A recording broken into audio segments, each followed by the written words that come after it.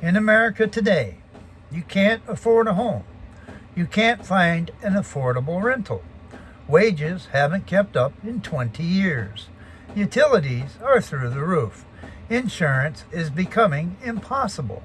And now it's becoming illegal to survive without any of those things. Not illegal to steal, not illegal to harm, not illegal to scam somebody out of their savings, mind you. No, illegal to sleep in the only shelter you still have. Your vehicle, your van, your truck, or your RV. We've entered the next chapter of the affordability crisis, where being poor isn't just difficult, it's becoming criminal. Surviving. Let's be blunt. The system didn't collapse by accident. Housing didn't become unaffordable by coincidence. People didn't suddenly become irresponsible or lazy all at once.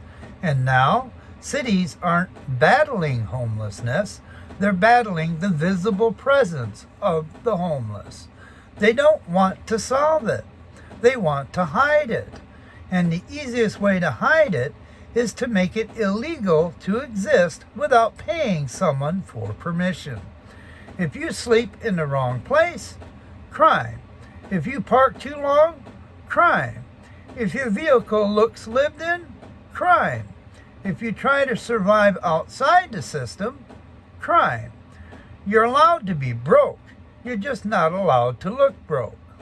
Welcome to Offended Outcast. If you haven't had a chance to subscribe to the channel, take a moment and do so. It'd really help out. So how did we go from poverty to public nuisance? Think about how fast the definition has shifted. Poverty used to be a struggle.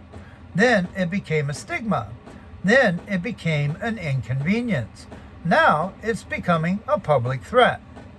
Municipalities are passing ordinances with language like public nuisance, vehicular habitation prohibited, long-term stationary parking banned, abandoned property removal.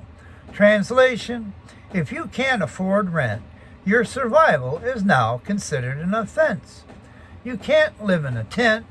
You can't live in your van.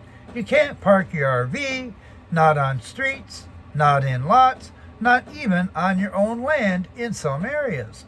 Let me say that again. You own land, your RV, your property, still illegal. What is that if not the criminalization of poverty? After all, they won't build affordable housing, but they'll build new jails.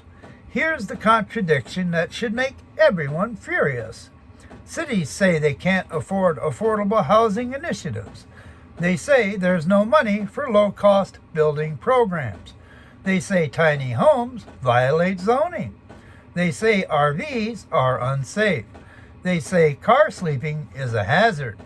But they can afford new enforcement units, new ticketing systems, tow and impound facilities, fencing under bridges, spike strips on ledges, concrete boulders on sidewalks, more police overtime, more jail processing. They can afford everything except a solution. Because solutions don't generate revenue. That's the bottom line. Tickets do. Fines do. Impound fees do. Court costs do. Privatized towing does. Private prisons do.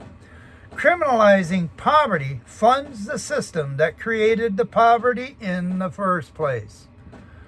Okay, move along laws. Displacement as a new policy. Let's talk about these so-called move along laws. Politicians defend them by saying, it keeps the city clean. It keeps businesses safe. It protects neighborhoods. But what does move along actually mean? Move where? Move how? Move with what money? Where do they expect a single mother living in a minivan to move along to? Where does a 67-year-old on Social Security move along when the nearest rent is $1,400 a month and their check is $1,100? Don't make sense. Let's stop pretending these are policies designed to create order. These are policies designed to create invisibility. If they can keep you moving, they keep you unseen. If you're unseen, you're uncounted. If you're uncounted, they don't have to acknowledge you exist. All right. People imagine living in your vehicle is freedom. They see van life influencers on social media and think, oh, it's camping, oh, it's an adventure, or it's simple living. What they don't see is the fear that knocks on the window at 2 a.m., the fear of headlights pulling up behind you, the fear that your exhaustion looks like loitering, the fear that an officer who doesn't know your story and doesn't care. You're not parked, you're hiding in plain sight. And when that knock comes, when someone shines a flashlight into your only remaining private space, you're not treated as a resident.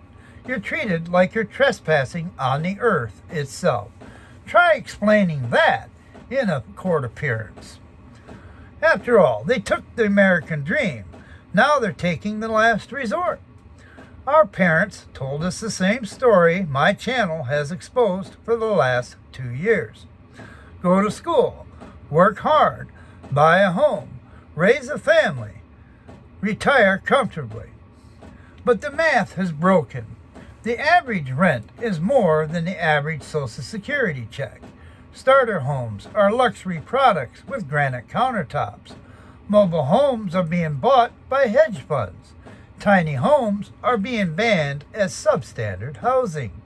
RV parks have waiting lists and $900 monthly fees. So people turn to the last remaining option, their vehicles. And the response? It's not help, it's not compassion, and it's not reform. What is it? Criminal charges. You guessed it. This is no longer about the housing crisis. This is about the freedom to exist without being shaken down. Okay, let's slow down a little, because I can talk policy all day. But there are real people trapped behind these lines of municipal code. A veteran who served his country, now sleeping in a truck because the VA can't keep up. A senior who outlived her spouse, outlived her savings, and outlived her protection. A divorced father trying to stay near his kids without losing custody. A single woman hiding in a Walmart parking lot because she's safer nowhere else. People working full-time jobs, delivering packages, stocking shelves, answering phones, who still can't afford keys. This channel's comments tell the real story. You're not lazy, and you're not freeloading, and you're not looking for a handout. You are surviving in a world where survival became a luxury service. You don't want special treatment. You want dignity. You want safety. You want to live without fear of being arrested for going to sleep. Let me say that again, because it's insane this even needs to be spoken. You want the right to sleep in the shelter you own without being treated like a criminal. Is that really asking too much? Okay, we're entering a new era. People aren't embarrassed to say they live in their vehicles. They're angry. People aren't ashamed they can't afford a $2,000 apartment. They're exposing how broken that is. The narrative is starting to change, and I'm hoping to help change it. For decades, the system needed people to believe if you're poor, it's your fault. But now, millions of people are starting to say, if we're all struggling, maybe the struggle isn't the flaw. Maybe it's the design. That's what frightens them. Not the vans, not the RVs, and not the tents. The unity. Because once people realize the system doesn't work for the many stop obeying the system. Okay, so now what? We don't wait for permission to live. We don't apologize for surviving. We don't accept that success is the only valid way to exist. Here's what this new chapter demands. Communities, not isolation. Shared resources, not shame. Mutual protection, not quiet surrender. knowledge of your rights, not ignorance of the law, self-sufficiency, not forced dependency, because the system wants you compliant, it wants you scared, it wants you hiding, and it wants you silent. You know what terrifies them? People who are none of the above. The people in cars are not problems to remove. They are people the system has failed, and people who have now adapted. And here's what I want you to walk away believing. You are not a criminal for surviving. You are not disposable because you're not profitable. You are not a burden because you're not renting. If the cost of existing has become criminal, then the problem isn't the people. The problem is the system. They won't help you. They won't save you. But now they don't get to shame you anymore. They didn't destroy your future. They're just terrified you figured out how to survive without them. And now that you're awake, you're not just surviving the system. You are exposing it. I hope you've enjoyed tonight's episode. Until next time, folks, let's rise together.